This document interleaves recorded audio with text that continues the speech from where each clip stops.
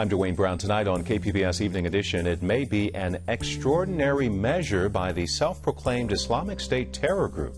Up next, the San Diego connection to a new online threat. And more people in San Diego County are getting jobs. I'm Peggy Pico with who's getting hired, who's not, and the impact on our local economy.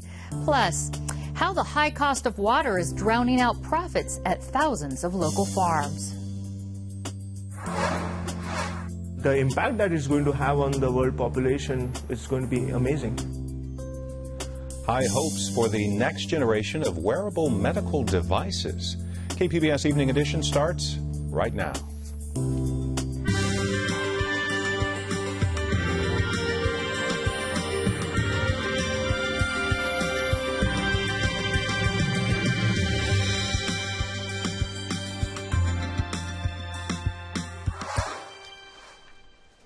Hi, good evening. Thanks for joining us. On alert tonight, Marines and sailors in San Diego are warned to stay vigilant following an online threat from the self-proclaimed Islamic State terror group. We are learning new details about a possible hit list. KPBS reporter Susan Murphy explains why this threat may have hit a new threshold. ISIS reportedly posted online what it says are the names, photos, addresses, and military positions of nearly 100 U.S. troops. According to UT San Diego, 4 are from San Diego and serving on the USS Carl Vinson. The aircraft carrier has a crew of 5,300. It's currently on a 9-month deployment in the Persian Gulf and conducting daily airstrikes against ISIS targets in Iraq and Syria. Deepak Gupta is a terrorism expert and a distinguished professor emeritus in political science at San Diego State University.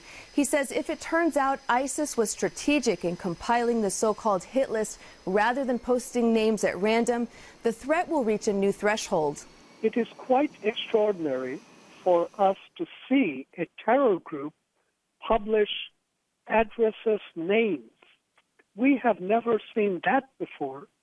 And it gives us a pause. The U.S. service members identified on the list have all been notified in person. In San Diego, military officials are warning troops to be extra vigilant and to tighten their online privacy settings. The USS Carl Vinson's commander, Captain Carl Thomas, says he's working with the Defense Department and the Naval Criminal Investigative Service to ensure the safety of the crew. He says subtle changes are also being made to the Vinson's Facebook page for security reasons. The Vinson is scheduled to return to San Diego in late spring. Susan Murphy, KPBS News. They're demanding answers. Parents and classmates of 43 missing college students from Mexico arrived today in San Diego. This caravan is one of 3 groups trying to raise awareness for this case. They plan on visiting 45 states in the U.S. They want help in finding the other students. The caravan will hold a vigil tonight in San Isidro. They plan on marching through downtown San Diego tomorrow. San Diego City Council gave the green light to a 5-year contract with police officers. They hope the deal will help boost recruitment and retention for the department. The agreement offers a 3% raise for each of the contract's final 2 years. The city expects it will cost around $92 million. The deal restores holiday pay as well as increased health care. Some North County neighbors are calling on the State Coastal Commission to save a popular boardwalk in the San Dieguito Lagoon. Save the boardwalk! Save the boardwalk! Save the boardwalk! About 70 people rallied over the weekend to save the boardwalk that runs near the Del Mar Fairgrounds. The State Coastal Commission granted the boardwalk a temporary permit because it's on a large wetlands restoration project in the San Dieguito Lagoon. A commission report says the structure could block tidal flows and introduce trash and pollutants. A split decision by the commission ended up rejecting a request to make the walkway permanent. There's so many people that use this trail and enjoy it and experience, the restored lagoon that will lose this, this wonderful feature. We think public should rise up and say the Coastal Commission made the wrong decision this time. There is a proposal to move the boardwalk closer to the edge of a newly restored wetlands area. The commission may vote again on the request to preserve it. Rebuilding community trust is one of the goals of a town hall meeting for San Diego veterans and their families. The open forum on Thursday will give them a chance to share their benefits, questions, and concerns. This follows a National Veterans Affairs audit last year showing a backlog of benefit claims and long wait times for health care. An old sand quarry in Mission Valley is being transformed into a mixed-use housing project 3 miles from downtown. Formerly known as Quarry Falls, Savita is a high-density urban village organized around a network of parks and open space. 74 people moved in over the weekend to one of its apartment complexes designed specifically for low-income seniors. Sadly, Realtor.com recently named us as the least affordable city in the United States. And while I like to get on a lot of top 10 lists, this is not the list I want our city on. And so projects like this one help to kind of address that. It's certainly not a cure-all, but it makes a huge difference for the 150 people who live here and is a part of a broader plan that we have at the city to become more aggressive about our responsibilities for affordable housing. Rents start as low as $400 a month for the 1- and 2-bedroom units subsidized by the Housing Commission. About 1,000 seniors are on the waiting list already. Once completed, the $2 billion project will have everything needed within walking distance or accessible by public transit. San Diego's unemployment rate hit a near 7-year low last month. Peggy Pico explains who's benefiting the most and how interest rates impact the job recovery. Unemployment in San Diego County continues to drop below state and national averages, hitting 5.3% in February. Here to explain the links between jobs and the local economy are my guest, Marnie Cox, Chief Economist for San Diego's Association of Governments, or SANDAG, and Eric Bruvold, President of National University System Institute for Policy Research. And Marnie, so San Diego is doing slightly better than the state and much better than national averages when it comes to unemployment. What do you think is behind our continued job growth? Well, I'd say there's a couple things behind it. One, you can take a look at the individual sectors. Employment and health and education has been about half of the job growth for San Diego, so that's one of them. But the second has been the general turnaround in the economy here associated with what I would call relatively low-paying job growth. So we've got single sectors, which have added a lot of jobs, and then a lot of relatively low-paying jobs which contributed. And let's talk about that, Eric. Where do we see the job growth? If they're higher in these areas, where do we see job growth the slowest? So we're still seeing about 30,000 jobs off or below the peak we were in construction. Manufacturing kind of continues a little bit of sort of bottoming along where it's been.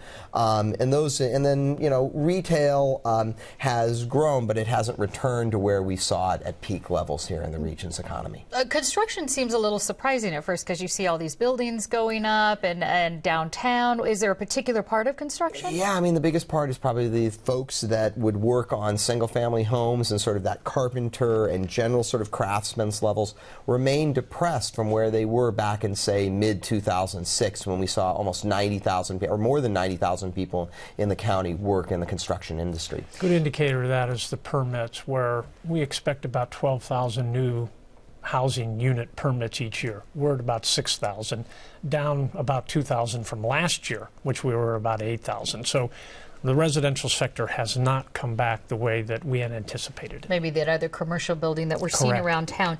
A recent wage report from the Bureau of Labor Statistics found that wage growth in San Diego County was the slowest among 10 of the largest regions in the nation.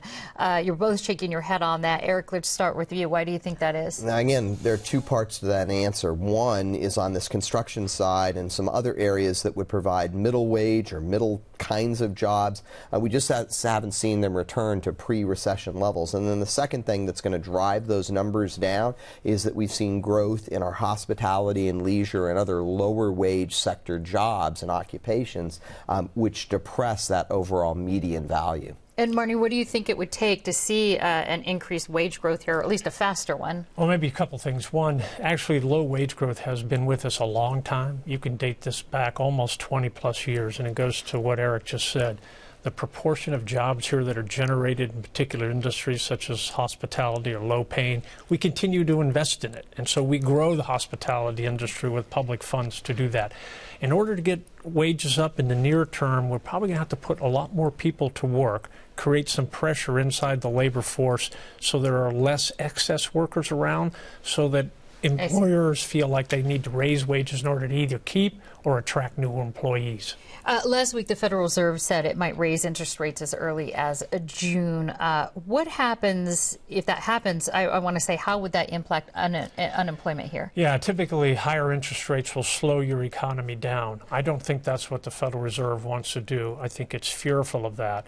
I think that they're no longer going to use so much the unemployment rate to determine when they should start raising those interest rates. So I think they're looking at other indicators out there, such as labor force participation, the value of the dollar, things like that, in order to give an impression about when they might start rising. I think those signals were to the market and to try and calm market fears. But I think I would agree with Marnie. If we look at the strength of the dollar, if we look at the slowdown in China and the challenges that Europe has, I don't think we'll see a raise in interest rates till at least Q3, if not till early 2016. And Eric, I have to end on this. The Defense Secretary Ash Carter told Congress last week that they might be forced to cut the military budget if sequestration continues. What kind of impact would that have here in San Diego? San Diego remains a place which the military is an important part of our economy, and particularly defense procurement, which would be the first thing to go if budgets remain tight at the Pentagon because of sequestration. So that remains a worry, and it's one of those speed bumps that could bump up our unemployment and depress job growth. All right, Eric Bruvald and Marnie Cox, thanks so much for the update. Thank you. Thank you. There's a new stadium designed for the Los Angeles market. It has room for 2 home football teams. Los Angeles Times published these new stadium renderings for the proposed sports venue in Inglewood. St. Louis Rams owner Stan Kroenke plans on showing more at a league owners meeting in Arizona this week. He says he doesn't need to team up with another NFL club to finance the $1.8 billion venue. However, the league considers LA to be a 2-team market and wants a stadium that could accommodate both. Now, this proposal is competing with one championed, of course, by the San Diego Chargers and Oakland Raiders. They want to build a new venue in Carson. Well, it may be a blessing for NFL teams this season. The league agreed to say no to blackouts this year. Today, owners voted for a 1-year suspension of the long-standing blackout policy we're well familiar with. Some teams from Tampa to San Diego have struggled with it. The rules say a home game must be sold out 72 hours in advance of kickoff to be televised locally.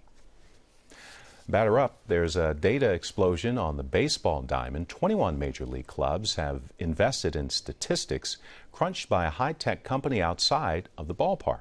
As Associated Press reporter Bob McCall shows us, the result has helped drive down the batting average. Spring training, where thoughts are already on the fall and winning a World Series title. But it's not just what happens on the diamond anymore. The road to the World Series may be behind these brick walls.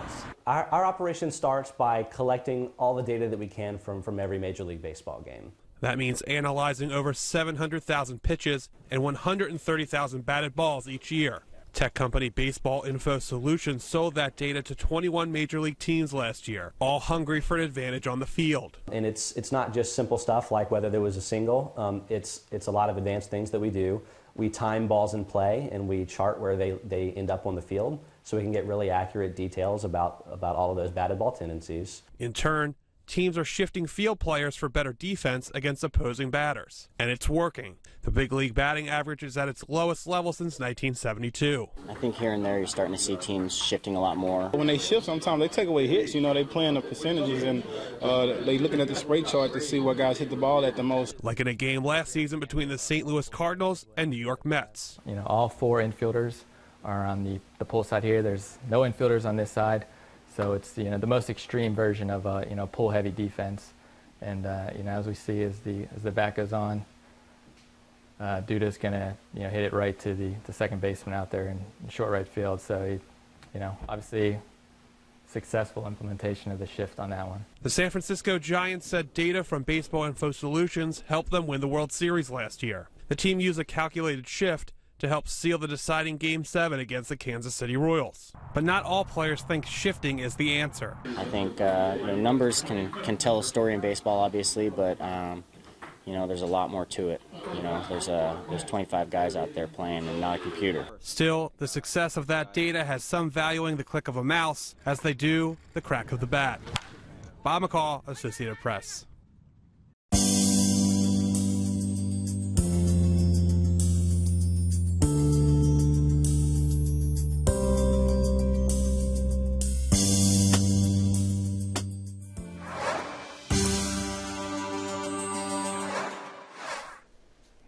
From the Science Desk, imagine having a patch on your skin that could measure your blood glucose, then transmit the information to your smartphone.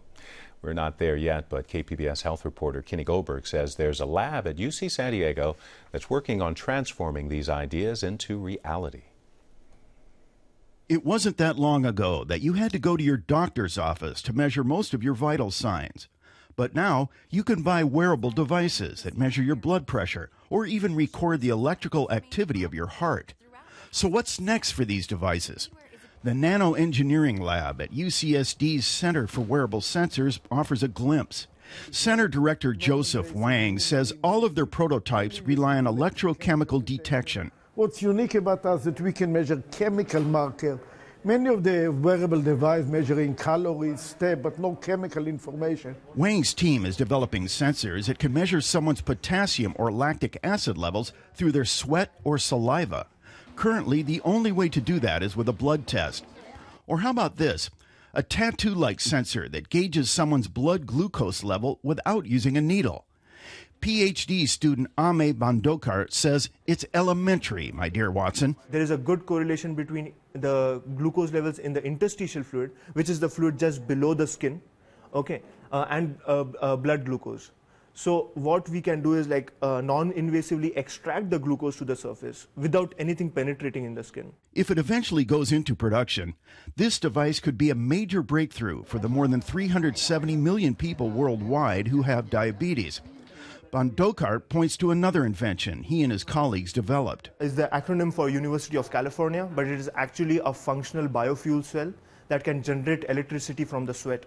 And we recently showed that just by sweating, the amount of electricity generated can power an LED or even a wristwatch. The biofuel cell gets to the heart of one of the major challenges facing wearable devices: how to power them.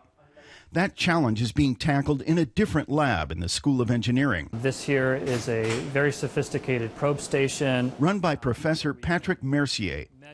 He thinks consumers don't want to be weighed down with battery packs or have to recharge the devices every day. How do we do the sensing we want to do, but at very, very low power, such that we can have battery life that lasts for not just days, weeks, months, but years?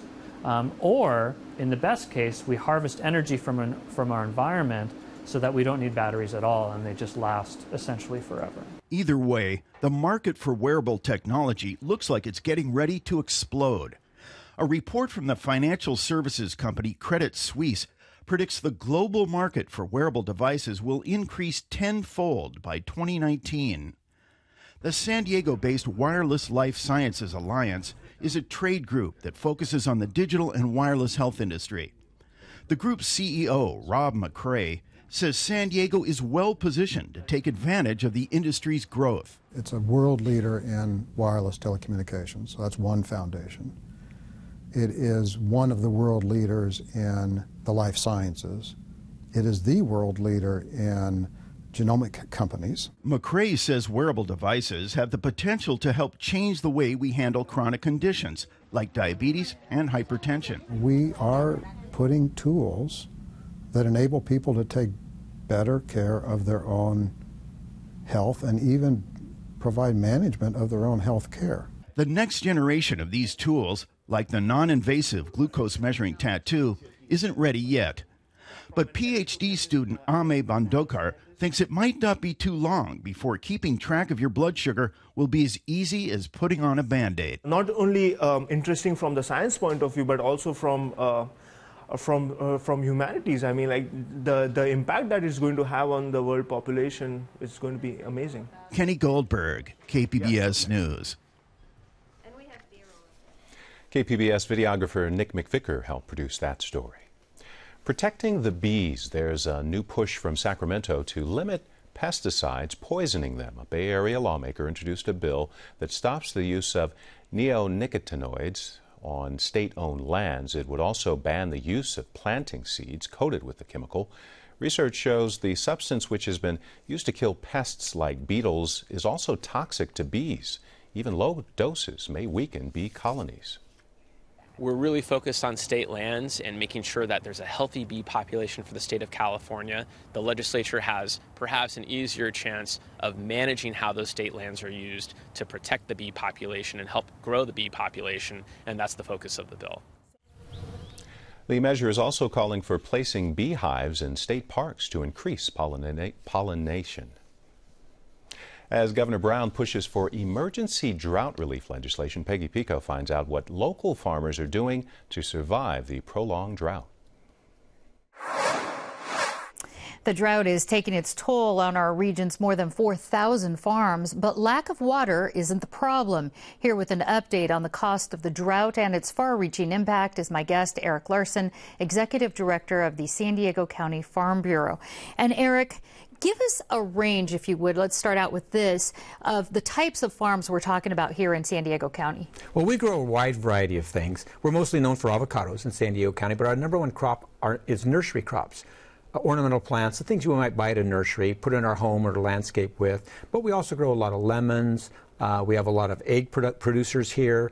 Grapefruit, oranges, a whole variety of things. So it's really a wide variety that we produce. Well, I know usually farmers save money on irrigation costs during the rainy season. However, for the last 4 years, they've had to pay for year-round water. How much agriculture, I should ask this, how much does it cost for agriculture water, and has that price gone up?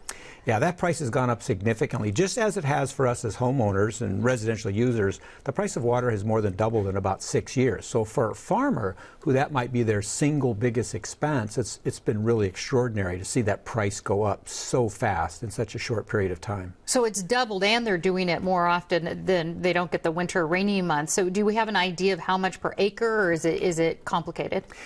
Well, it does get a little bit complicated, but let's say $4,500 to $6,000 per acre to irrigate per year. So if you got several acres on your farm, you can see that number goes up pretty darn fast, and especially if it's doubled over that period of time. And your point is exactly right.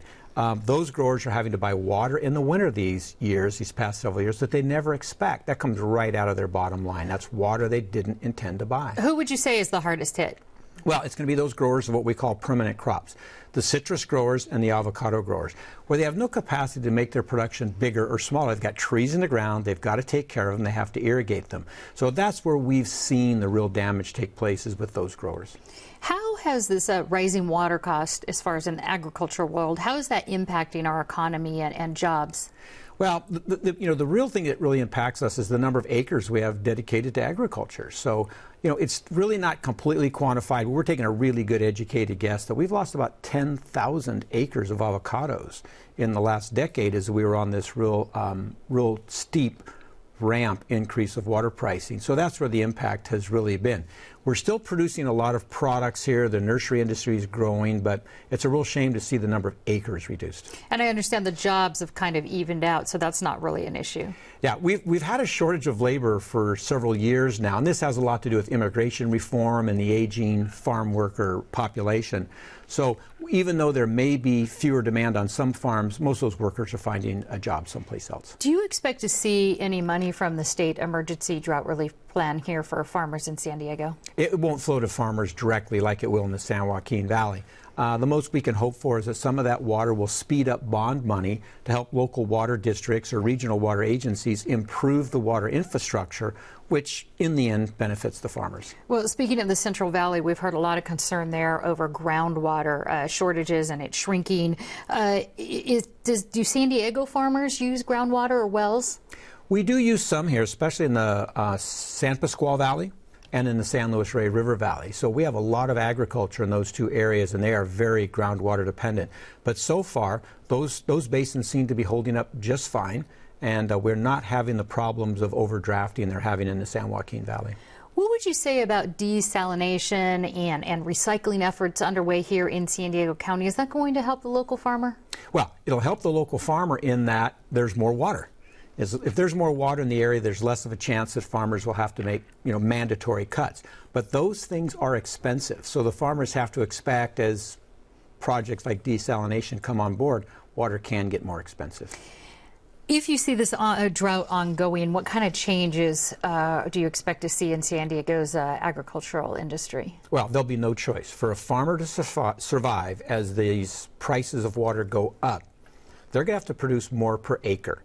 So they're going to have to become more efficient, and they're going to have to use technology and new growing techniques to produce more dollars per acre, because the price of water and the demand for water is not going to go down. All right. Eric Larson, thanks so much for the update. Thank you. I'm Judy Woodruff on the next News Hour. Shaken baby syndrome, the tragedy of dead children and misdiagnoses that have sent some parents to prison. That's Monday on the PBS News Hour. I believe that we will win.